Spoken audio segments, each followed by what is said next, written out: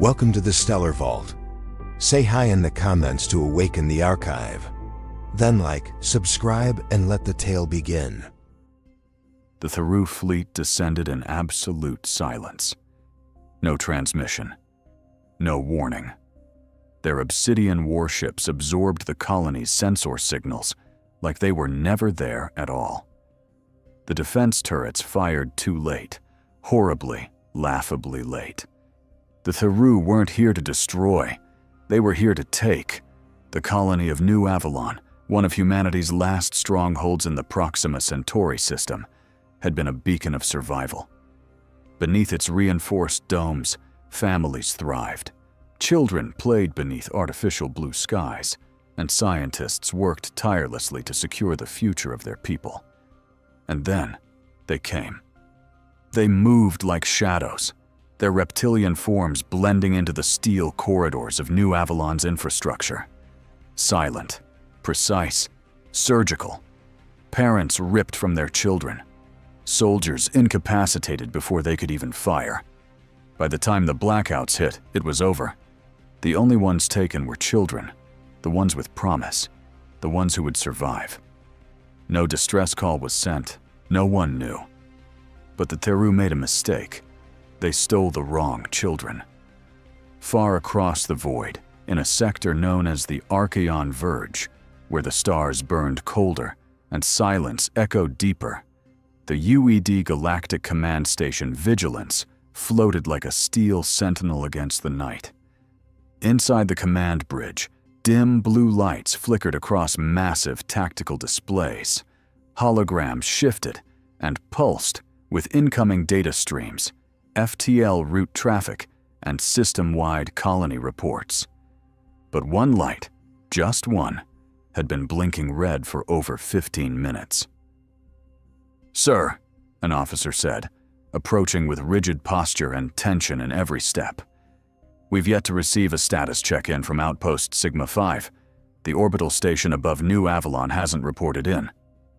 Admiral John Stark, commanding officer of Vigilance and senior-most authority in this region of the galaxy, turned from the central display slowly.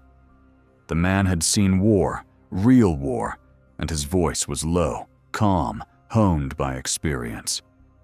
"Send a direct request to the colony itself. If the station's down, we'll go groundside." "Already tried, sir," the officer replied grimly. "No response, no ping on their primary or secondary comms." He hesitated. "They're completely dark." A cold hush fell over the bridge. Stark narrowed his eyes. "Dispatch 2 cruisers, UED Eclipse and Hammerfall. Full recon protocol, no assumptions." He turned toward the starfield beyond the viewing screen. "I want eyes on New Avalon within the hour." 1 hour later, the transmission crackled through the comms. It was Commander Alexander Sergei, reporting from the Hammerfall. He didn't waste time. The message was clear. Painfully clear. New Avalon is gone. The station's been destroyed. The colony, it's been razed to the ground. Shock rippled through the command center. "And sir," Sergei continued, "that's not the worst of it." Stark's eyes locked on him. "Speak." "There are no young children among the bodies." The silence was instant, deafening. "We recovered a partial black box from a long-range survey drone hidden in one of the outposts. It caught the attack." They played the footage. A shadowed fleet of 5 alien vessels, sleek, small, yet impossibly fast, phased out of the void, undetected by the colony's early warning systems. Before a single defense turret could rotate, the orbital station exploded into a scattering of debris, drifting lifeless above the planet. Then, the feed showed blinding flashes on the surface. New Avalon's domes collapsed. Buildings disintegrated. 3 minutes. From full operation to total extinction. In 3 minutes. No distress beacon. No surviving transmission. Nothing. And then, the final moment. The footage showed the colony's surface. Figures, slim, reptilian, wrapped in dark alloy, and gliding across the terrain like wraiths, moved through the ruins with disturbing grace. Behind them, small containment pods floated silently, each one housing a child, unharmed, shielded from the destruction by shimmering energy fields. The Theru had torn through homes, executed any adults who tried to resist, and extracted the young as if guided by instinct. Swift, unerring, unstoppable. One by one, the pods drifted into glowing boarding tubes that fed into the waiting alien ships. And then, like ghosts, their ships slipped into the stars. 13 years later, the underground laboratory hums with a sterile, artificial life.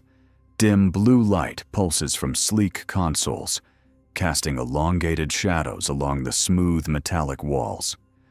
The air is thick with the scent of antiseptics, machinery, and something colder. Something unnatural. Jarek Kyle kneels on a reinforced platform in the center of the room, his breath steady, his body still.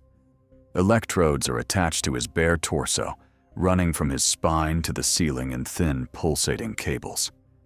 At a distance, Dr. Elysia Carr works methodically, her gloved hands hovering over the control panel, adjusting the genetic infusion sequence.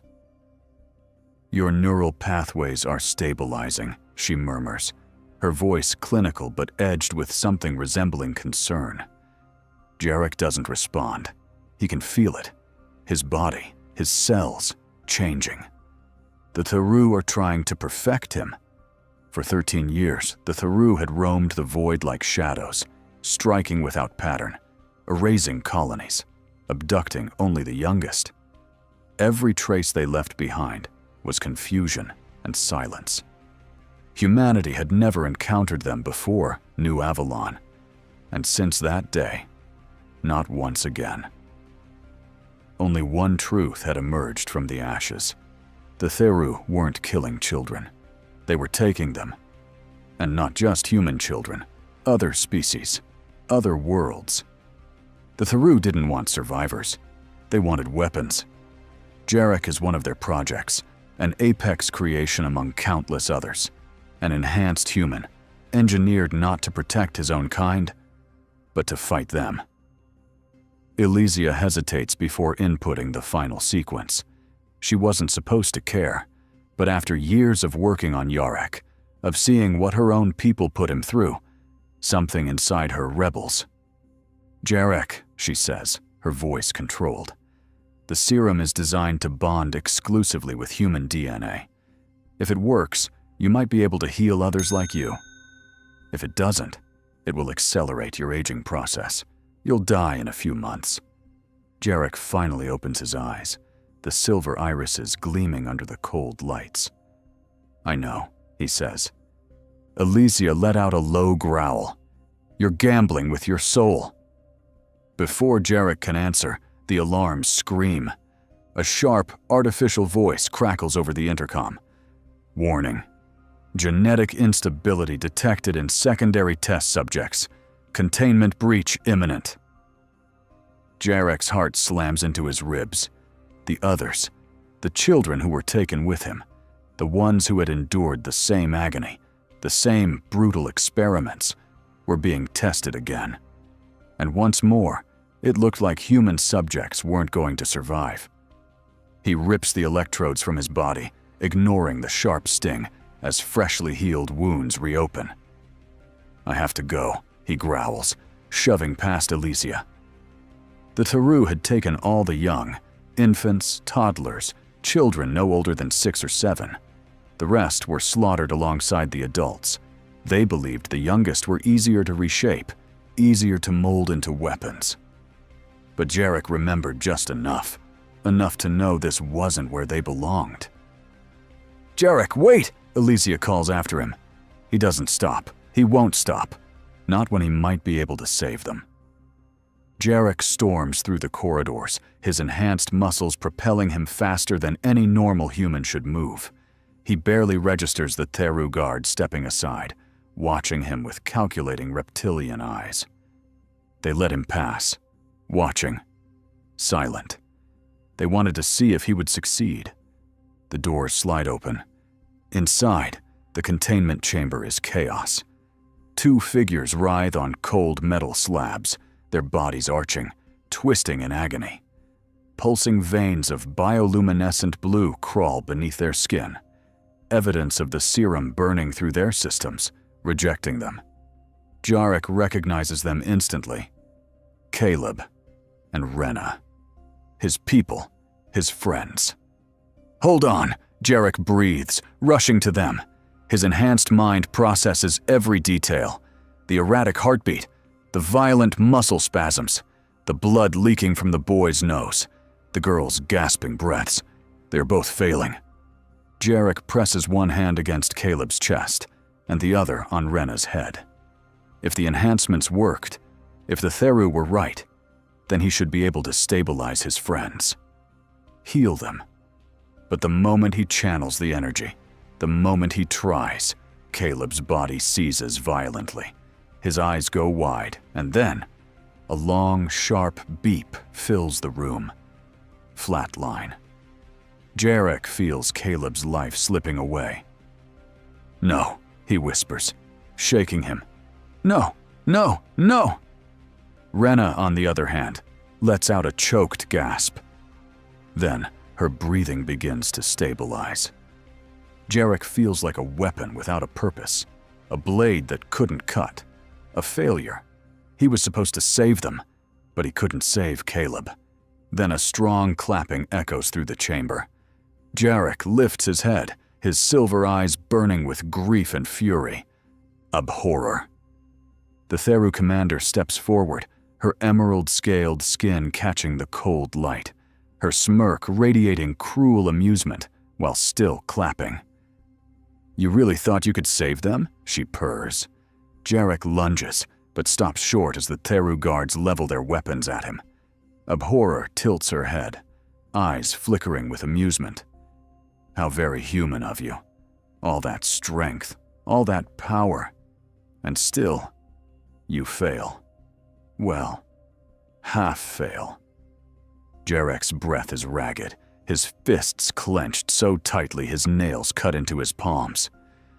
"He didn't have to die," he snarls. Abhorror steps closer, voice silk and venom. "Oh yes, he did." Her words hit him harder than any physical blow.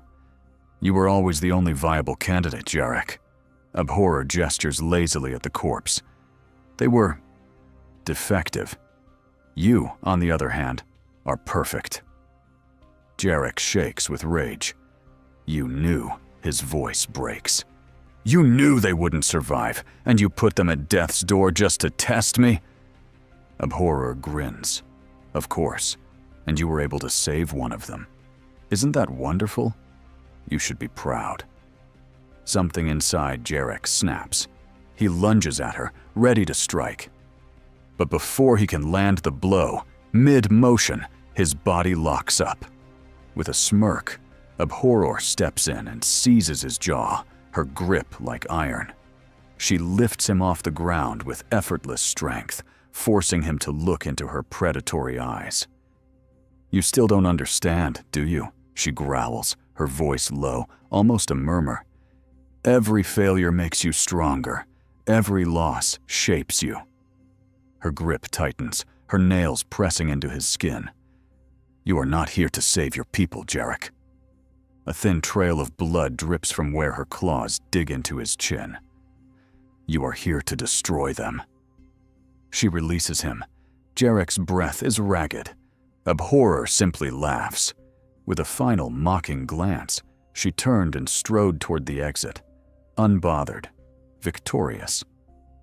"Mourn them if you must. But tomorrow, training resumes." The doors slide shut behind her. Jarek collapses to his knees, trying to recompose himself, his breath shaking, his mind screaming. He stares at his hands, the hands that were supposed to save his people. Instead, all he can feel is his impotence. The command station Vigilance floated like a steel colossus in the icy reaches of the Archeon Verge, its hull shadowed against a bleeding red sun. Inside, Admiral John Stark, stood in the center of the war room, eyes fixed on the flickering holodisplay before him. A grainy hologram sharpened into the image of a weathered cockpit, panels patched with scrap metal and lined with mismatched wiring.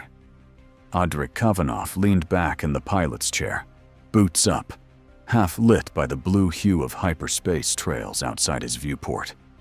His voice was rough, dry like old engine oil. "Still breathing out here, Stark, for now." Behind him, soft lights pulsed across the Starseeker's interface, casting a warm glow through the cockpit. A voice chimed in, smooth, melodic, and familiar. Leora.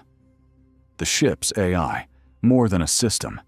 She was his partner, his voice in the silence, his only true friend out here in the void. "Power fluctuation in the tertiary node has been stabilized, Audric. You're welcome." Yeah. Add sarcasm inhibitors to the shopping list, will you?" Audric muttered with a smirk. Right after new thrusters and a decent coffee dispenser. He turned back to the Admiral's feed, the grin fading from his face. "Sorry. Minor domestic dispute with the ship." Leora's voice chimed in smoothly. "Your taste in thrusters is as outdated as your sense of humor, Audric." Audric rolled his eyes, but didn't suppress the half-smile tugging at the corner of his mouth. "See what I'm dealing with?" Stark crossed his arms. "I didn't contact you for small talk." Audric's expression shifted. He leaned forward, suddenly serious. "Then you know what I did. About the Theru." Stark didn't answer. He just nodded. Audric continued, his voice lower now. "I was on Kalor Station, Smuggler's Pit. Half bar, half black market, all trouble. That's where I heard it." He pulled something from the console, a worn datapad, and tapped it absent-mindedly as he spoke. "They're saying a human girl is still alive. Barely. Recovering from an experiment gone sideways. But the real whisper is about the boy." Stark straightened slightly. "They call him Jarek. Jarek Kale. He's not just alive. He's something else now. Something built. I've seen what they're turning the other species into. One of them, some alien kid, no older than 10 by our count, slaughtered 5 full-grown warriors in a blood ring. Clean, fast, cold. The crowd loved it." Audric's voice became icy, professional. "That kid? Belonged to a Theru handler named Abaror. Word is, her name translates to something like, the one who brings death. You feel me?" He paused, eyes meeting Stark's through the projection. "You asked if there's a chance the human kids are still alive?" He shook his head. "Number, not the way you're hoping. They've been shaped, cut, weaponized." And then his voice dropped as he delivered the line that Stark, and the galaxy, wasn't ready to hear. "Jarek is one of their projects, each species given its own weapon. Out of all the human children taken, he's the only one who survived every phase. The ultimate product of their experiments, an enhanced human, engineered not to protect his people, but to one day destroy them." A silence settled over the command room like a fog. Audric leaned back, voice quieter now. "If there's a way to stop him, it's gonna be hell.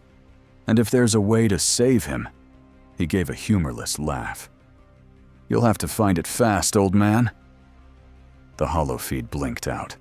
Stark didn't move. His jaw was set. And in his gut, for the first time in years, he felt fear.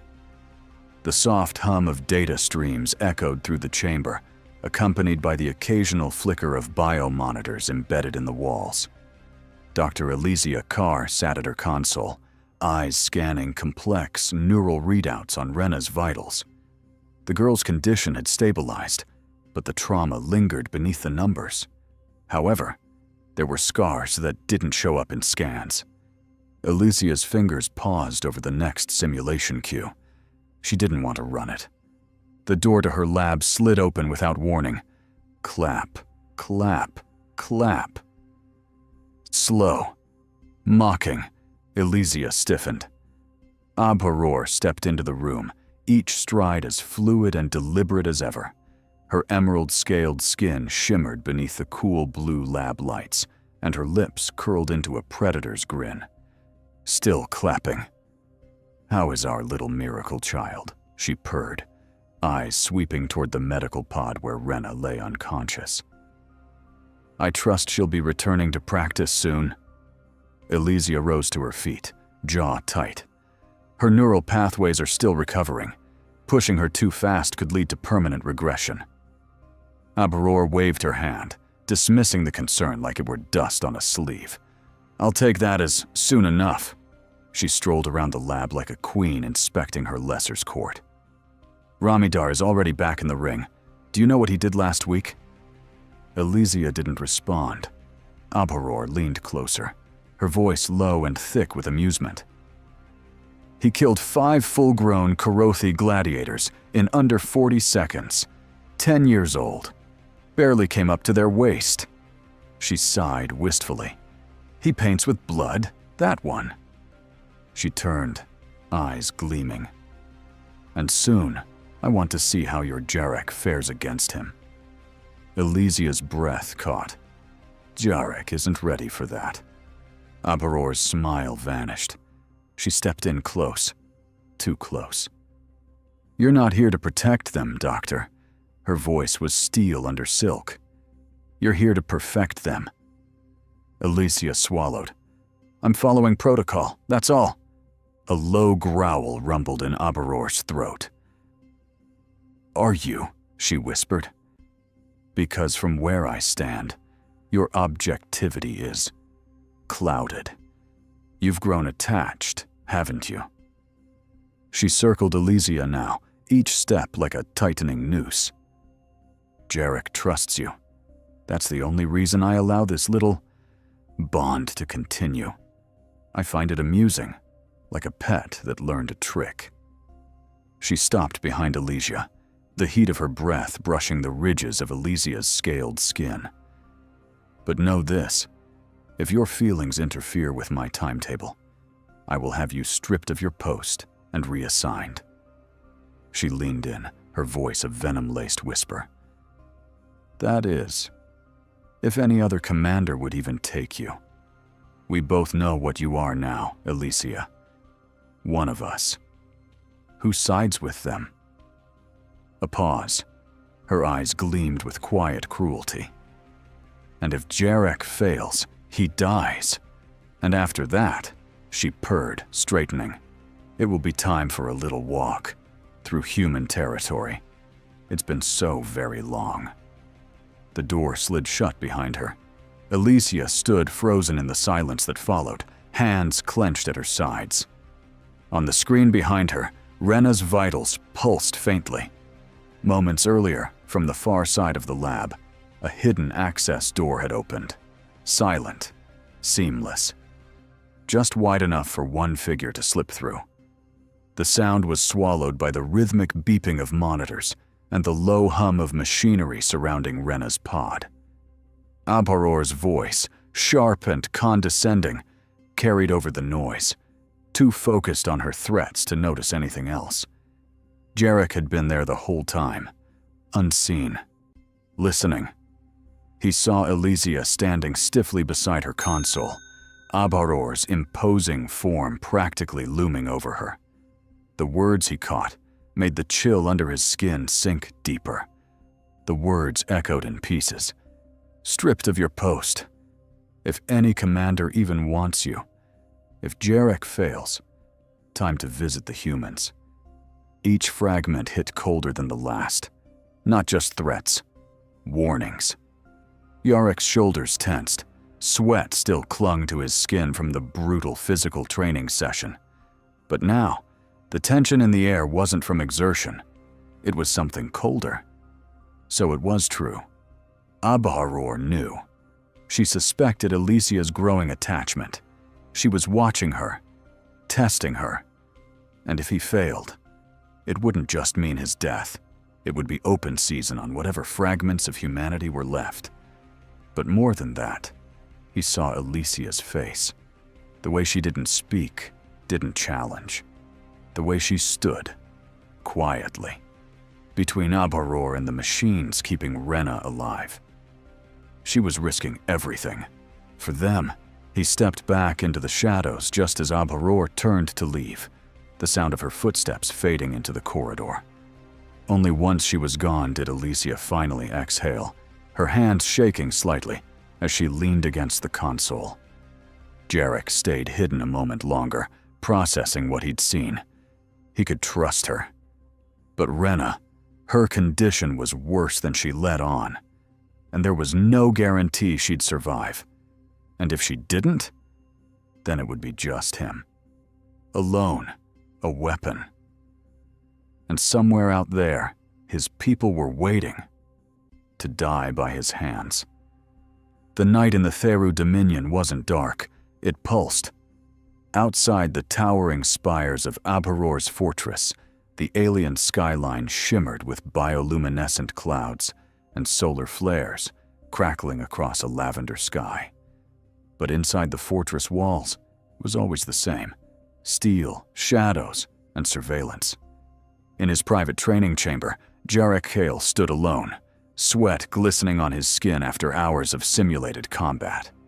The machines were relentless, programmed to test his speed, precision, adaptability. But they weren't what held his attention tonight. His mind was back in the sparring pits earlier that day, Ramidar's voice still ringing in his ears. Disgusting creatures.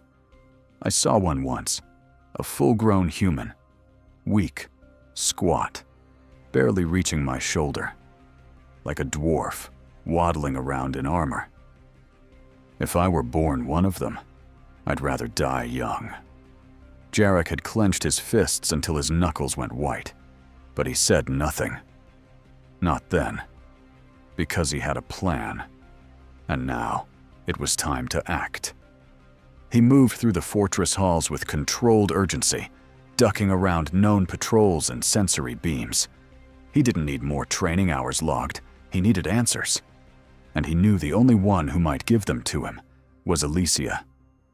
He reached her lab and activated the emergency override, slipping in through the side entrance where only high-level personnel could pass. She didn't turn when he entered.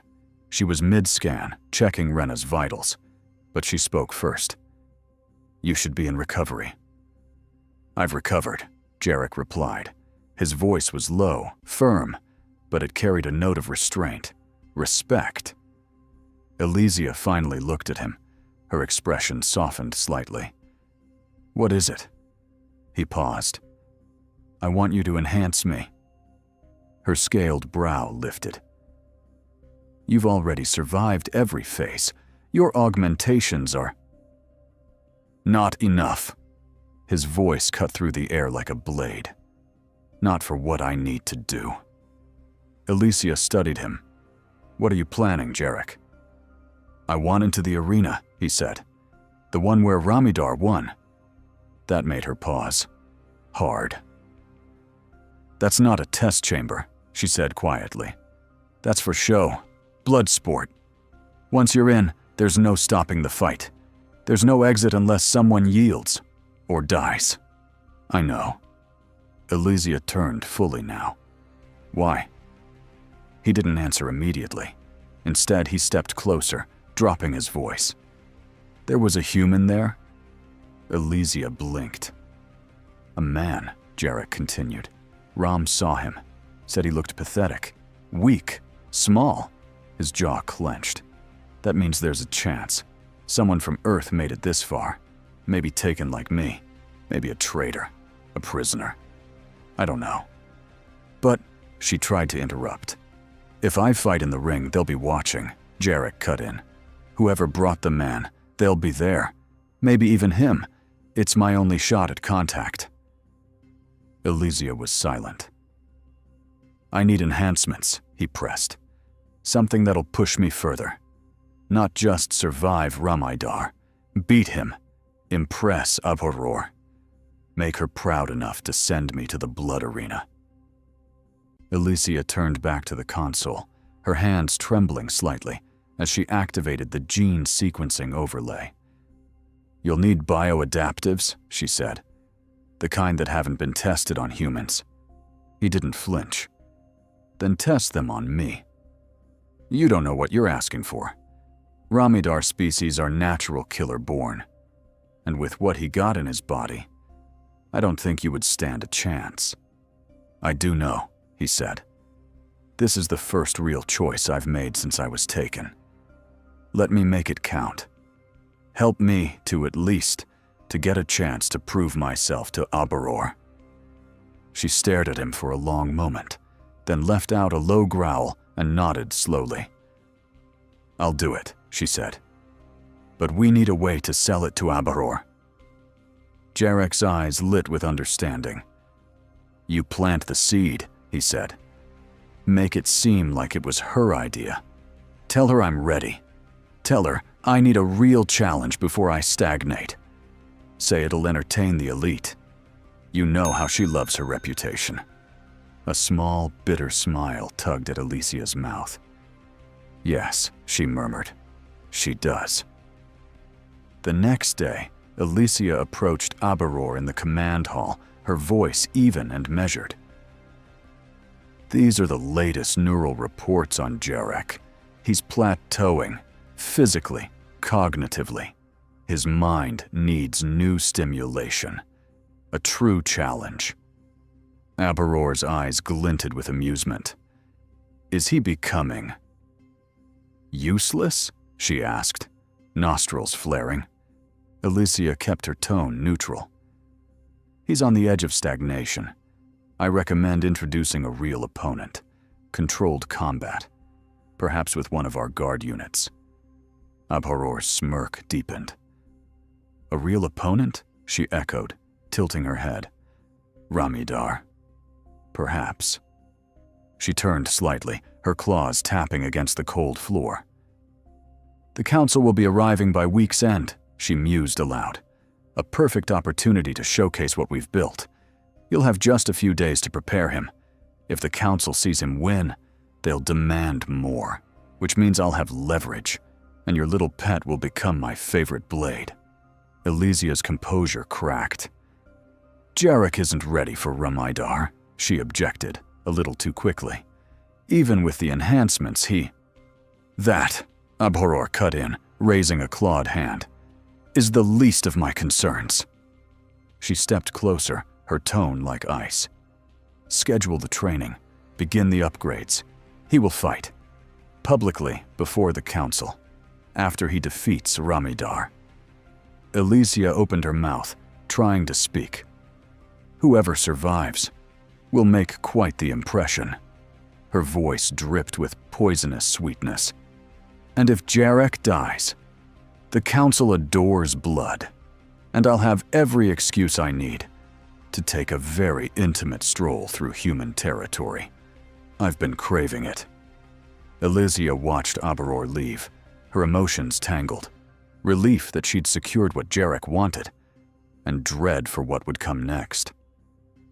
That night, Jarek sat alone in his chamber, his body humming with the unfamiliar burn of the enhancements now coursing through his system. It hurt, but it was working. He exhaled slowly and reached into the vent behind his bed, pulling out a small, jagged object wrapped in cloth, a shard of a broken Taru data chip, salvaged months ago, hidden until now.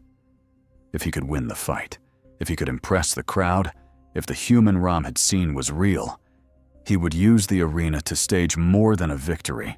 He would send a signal. Jarek stood at the narrow viewing port, eyes locked on the swirl of violet clouds above the fortress spires. Somewhere out there, beyond this twisted galaxy, human colonies had to still exist. Others, like him, had to still be alive. And if they were, he would find them, no matter what it cost. The fortress shimmered with opulence that wasn't meant to comfort. It was meant to intimidate. Aberor's private combat chamber, known as the Blood Promenade, was carved from black glass obsidian and encircled with bone lattice spires that pulsed with soft crimson light. The arena floor itself was polished to a mirror sheen, inlaid with gold-veined impact sensors and pressure nodes hidden beneath the surface. There were no cages, no force fields, just eyes. Thousands of them.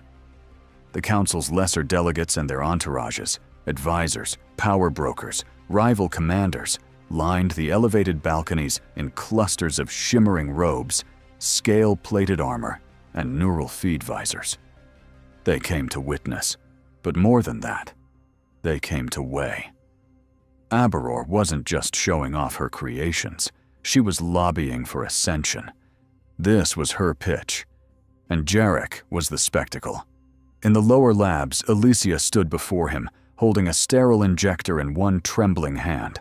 Her other hovered over a stasis module loaded with biotic fluid so iridescent it looked alive.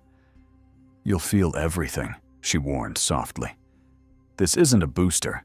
It's a neural accelerant. It pushes your reflexes beyond natural thresholds, but the crash afterward will be violent." Jarek nodded, calm. "I only need to survive long enough to win." She hesitated. Her eyes flicked to the pulse monitor behind him, already redlining. "I hate this," she whispered. "I know," he said, "but I need this." She pressed the injector to the base of his skull. The hiss was subtle. The pain wasn't. Jarek jerked forward, teeth clenched as the serum took hold. His blood surged like liquid fire. Every breath sharpened. Every heartbeat sounded like thunder inside his ears. "You've got 10 minutes before your nervous system starts to degrade," Alicia muttered, pulling his combat harness over his shoulders. "Use them." He looked at her, just for a moment. "Thank you." Then he turned and walked into hell. Jarek arrived through the east corridor, where other initiates and attendants watched from behind tall, glyph-inscribed columns. The moment Ramidar saw him, the jeering began. "Well, look what survived the stitching table," Ram drawled, stretching lazily. His skin gleamed with combat oils and ceremonial runes etched into his chest. They really are trying to make humans watchable now. Low laughter rippled through the crowd. Trainees from half a dozen species, all hardened, all chosen, all raised to see humans as either jokes or corpses. "Heard your bones snap in the last cycle," one barked. "You sure he's not a maintenance drone in a skin suit?" Another sneered. Jarek didn't speak, but he saw Elysia in the mezzanine above, arms folded, unreadable. She gave the faintest nod. Focus. Endure. Finish. Ram didn't stop. The taunts kept coming. "You know what I hate the most about your kind," he said, pacing closer. "The smell. It's like meat that forgot it's already rotting. Disgusting creatures." He grinned wider, then raised his voice for the others to hear. "I know I told you about the full-grown male, weak, squat, but I forgot the best part, the stench," he sneered. "He reeked so foul I couldn't even chew him, not even for sport." More laughter. One of the council advisors chuckled behind a gold-rimmed visor. "And if I were born a human," Ram finished, "I'd tear out my own heart before reaching adolescence, just to avoid the shame." Jarek flexed his fingers, not in rage, but in readiness. Let him talk. Let them cheer. Let them watch. The gong sounded. Ram launched first, blurring across the obsidian like a knife drawn too fast to see. Jarek barely blocked, his left forearm absorbing the brunt of a downstrike that nearly split the bones. Sparks danced. Blood followed. He twisted, shifted weight, slipped low, and rolled behind, landing a clean elbow into Ram's kidney ridge. The alien barely grunted. "Oh good," Ram said. You're not made of glass." They circled.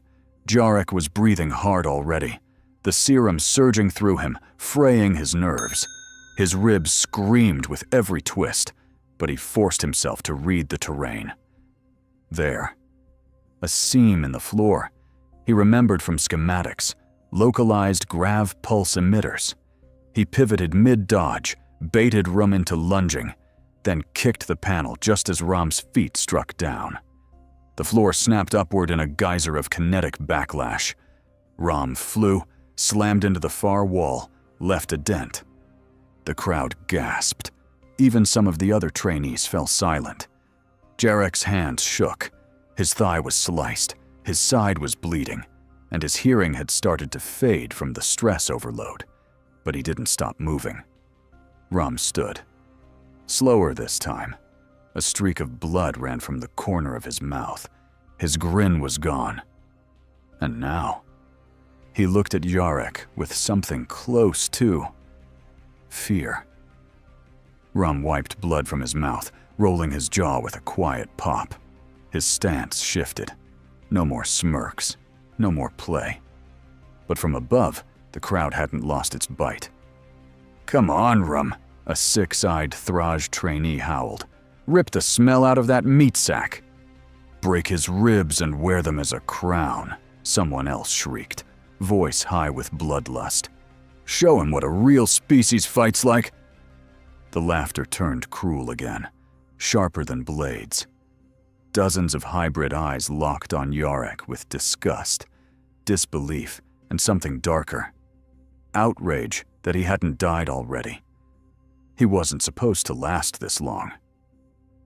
Ram charged, his form blurred, unnatural, brutal, elegant. He struck with a downward elbow aimed at Jarek's throat, followed by a sweeping kick meant to shatter his kneecaps. Jarek barely deflected, pain lancing through his forearm as the bone creaked under impact. He countered with a headbutt, desperate, raw, and landed a punch to Ram's gut with all the force of his enhanced core behind it. The alien reeled backward, winded. Jarek swayed, blood in his mouth, his vision swimming. His pulse pounded so hard he thought his skull might split. But he moved again, improvising. He twisted into a shoulder roll, grabbing one of the embedded pressure nodes in the floor, slipping a fractured shard of it into his palm.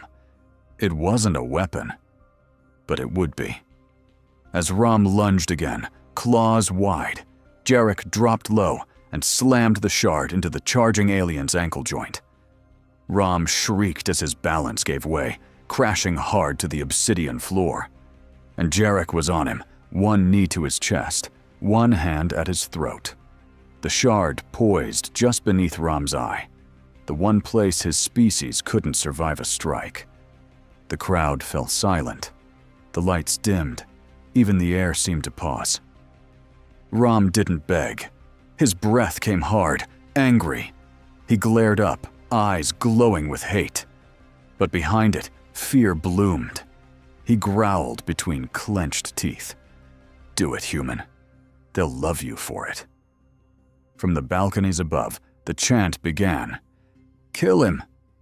Spill it. This is the blood promenade. He mocked your kind. Make him choke on it. We want blood." The crowd surged with noise, voices hungry, ecstatic, drunk on the promise of carnage. Trainees slammed their fists on the railings. Council observers leaned forward. And in the middle of it all, Jarek looked up, his chest rising, blood leaking from the corner of his mouth, the broken shard still poised near Ram's eye. He stared straight at the screaming gallery. Then, voice raw but unshaken, he said, "No. I will not kill him." The noise died in an instant, as if someone had sucked the oxygen from the entire hall. Jarek let the shard fall with a clink against the stone floor. He stood, slowly, pain in every line of his body. Every breath was fire. Every step was earned. In the shadows of the observation corridor, two trainees watched in silence. One of them, a smaller insectoid species with a translator node stitched to its throat, made a soft, clicking noise. He had the kill, it said. And didn't take it, the other whispered. That's not weakness. No, the first said, tilting its head. That's humanity. At the balconies, some council's guests murmured in hushed awe. Some turned to Aberor, their expressions unreadable. She trained this, someone whispered. Not trained, another replied. Unleashed. Aberor's expression was unreadable, eyes narrowed, lips drawn tight. She didn't move. She didn't clap. Then, one of the council's inner circle, a jagged-jawed elder from the Threxian caste, leaned toward Aberor with a slow, calculating smile. Well, it seems you have 2 champions now, he murmured. Excellent conditioning.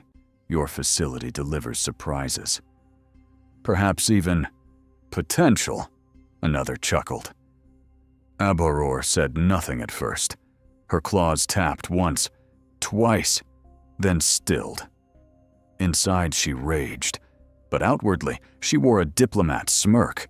We aim to exceed expectations, she purred. And just like that, Jarek's mercy was recast as strategy. His refusal became her advantage, and the path to the arena opened wide. The corridor to the lower labs was made for failure. Its walls were obsidian, curved, silent, pulsing faintly with residual kinetic energy from the promenade.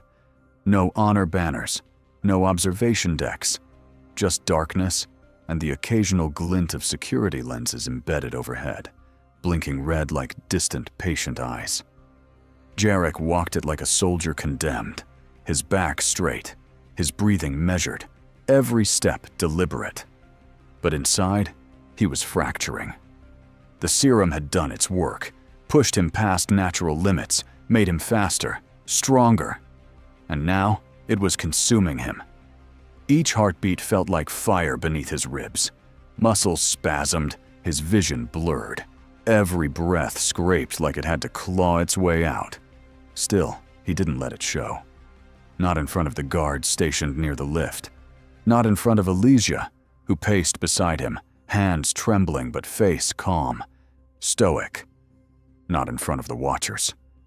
20 meters from the lab doors, his mask cracked. His leg buckled. He went to one knee, hand slamming against the cold wall for balance. He didn't cry out, refused to give them that. But his world narrowed. The hallway stretched and spun. The light pulsed in waves. His body betrayed him, muscles locking, convulsing. Cold slipped in, deep, marrow deep. That final kind of cold, the kind that whispered, "Let go." But he didn't. Elysia caught him, her arms locked under his shoulders. "No," she hissed. "Not yet." She triggered the door. Biometric override. The seal hissed open. They stumbled through. Lights flared. Med systems snapped awake. Sterile air burned in his lungs. She dropped him into the biochair. Sensors latched to his vitals. "Neural activity's spiking," she snapped, jamming a diagnostic arc across his chest. "CNS overload. Accelerant backlash. Hemorrhaging." Then she stopped. His cells were regenerating. Too fast. What? She ran a second scan. Genetic overlays appeared on her screen. Anomalies threading through his blood like coiled lightning. No, this isn't from the booster alone. Recombinant code. Spliced DNA. Her code. It was the same bioweave she'd embedded in Rena and Caleb. Experimental regenerative sequencing meant for high compatibility subjects. Dangerous. Unpredictable. Jarek had never been cleared. He should have gone into neural arrest. Instead, his body was rebuilding itself, burning through cellular decay and trauma like it had a death wish to survive. Elysia backed away from the console, eyes wide. "How are you still alive?" she whispered. I was about to ask the same, said a new voice. Rena stood at the threshold, her arms still bound from her own recent injuries. Pale. Steady. I saw the monitors jump, she murmured. Thought he flatlined. Elysia didn't answer. Rena crossed the lab, dropping to one knee beside Jarek. He was barely conscious, soaked in sweat, skin pale and fevered, but breathing. Still breathing. She touched his forehead. He didn't have to win, Elysia said quietly, her hands never stopping. He just had to survive. He did more than that, Rena replied. He chose mercy. Jarek stirred faintly, one hand flexed, reaching. Rena took it. Elysia worked in silence, not for a result, not for a report, but for him. Above, the promenade had been scrubbed clean, the blood gone, the screams replaced. The guests walked on glass-polished floors beneath light-root chandeliers. Aberor's reception was in full bloom. The vaulted obsidian hall gleamed under the gold shimmer of lattice lighting. Memory-spiked wine flowed in translucent goblets. Aromatic steam hissed from platters of neural delicacies. Draped in a shimmering weave of ceremonial thread steel, sigils blooming with each breath, Aberor moved among her guests, radiating command. Around her, envoys and tacticians circled like moons, some intrigued, some uneasy. That was more than performance, one murmured. That was imprinting. Do you believe he knew what it would do? Asked another. That kind of restraint is political. Aberor drank slowly. Her glass glinted red. Very few can make a weapon bleed, someone said, and still have it refuse the final cut. The circle hushed as a voice, sharp and cool, cut in from the edge. You didn't train him to do that. Not a question, a provocation. Someone had dared to challenge her, openly, in front of them all. All eyes turned to Aberor. She didn't flinch. She raised her glass, tilted it slightly, admiring the shimmer of light along the surface. Then she drank. Slowly, deliberately. Only then did she meet the challenger's gaze. This video was a bit too long for one upload, so we're splitting it into 2 parts. To continue watching, just click the link in the description or the pinned comment for part 2.